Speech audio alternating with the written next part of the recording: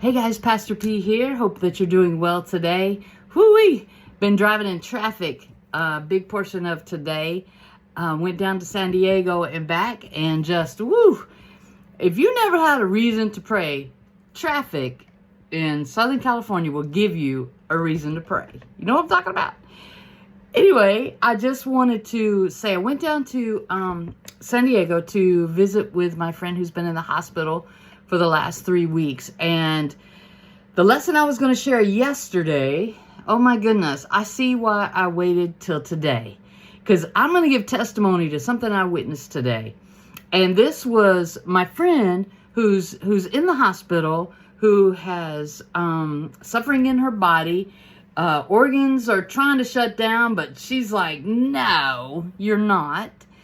And she just has such a will for success, for health, for healing, and coming up out of this thing and rising up out of this thing. She has chosen to fight this, and it just was so encouraging to me. There, I thought I was going there to just hang out with her and talk with my friend and pray with my friend, and she ended up encouraging me. And so I see why now. Yesterday's message on healing shared something else, and then today, why this happened today. Because today I want to share with you that, yes, there are facts, okay? A lot of you might say with healing, look, Pastor P, I've been to the doctor, I've been to the specialist, I've had the surgeries, I'm in the hospital, I did all this stuff. The report says this. Whew, okay? Here are the facts, all right? And let's put this in other realms of our existence. Here's what the lawyer said. Here's what the bill said. Here's what the leadership said. Here's what politics says. Here's what religion says. Here's what...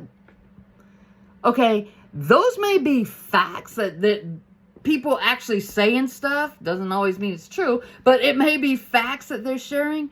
But let me tell you something that's greater than facts, and that is faith, especially in the realm of prayer. But you got to get your mind around it. When people are sharing facts with you, and they're sharing the report, the doctor is sharing with you the things that's going on in your body, and it's these medications and with all their long names and the things that they're going to do, and we're going to take this and we're going to do that and this and that, but we're going to see how this works, and if it doesn't work, this is what we're going to try next, and these are all facts, very valid facts. Okay, you get to choose what you do with those facts, okay? That others may be speaking things over you in all kinds of realms, right? Legal, political, religious, medical, physical, emotional, financial. I mean, all these other things, all these people speaking things over you. You get to choose what you believe about it, okay?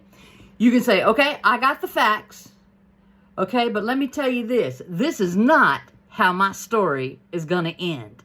Okay, I get it, Doc, that these are the facts. This is what's really going on. But this is not God's plan for me. God's plan for me is healing. God's plan for me is rising up out of this. God's plan for me is that this is not how God's plan is going to end. Okay? And so just getting that down in your spirit, meditating on that, praying on that, thinking on that. Don't think on the problem, think on the answer. Okay, go ahead and start planning for, don't get me wrong, always, no matter what's going on in your life, have your affairs in order. You never know, okay? Have your stuff in order. But I mean the things that you're desiring for, dreaming for. Have your quinceañera plan. Have the appointment that you wanted to make, you're going to go out and play 9 holes in a week or so. Have those things. Set those things. Those appointments. I got vacation. I can't be sick. I got vacation. Come on now. You see where I'm coming from. Get it down in your spirit that when someone speaks something that over you that doesn't line up with God's will for you, that's not a part of what you were created to be and to do, oh my goodness. Decide in your heart of hearts, this is not how my story is going to end. Okay? It's in that place where you make that decision and you grab hold of joy, and you grab hold of love, and you grab hold of peace and goodness and kindness and self-control and patience, all that fruit of the Spirit, you just grab hold of the fruit of the Spirit and rest in that faith, okay? Doing what it is you're supposed to do. Keep walking the walk of whatever steps you got to take, okay? Whatever you got to do to work it out.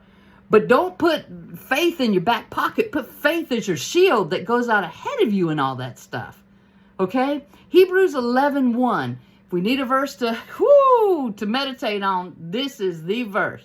It says now faith.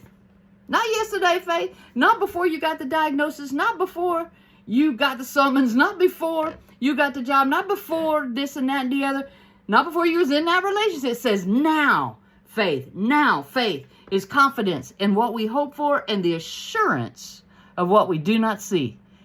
Just because you can't see nothing happen doesn't mean that something's not happening, okay?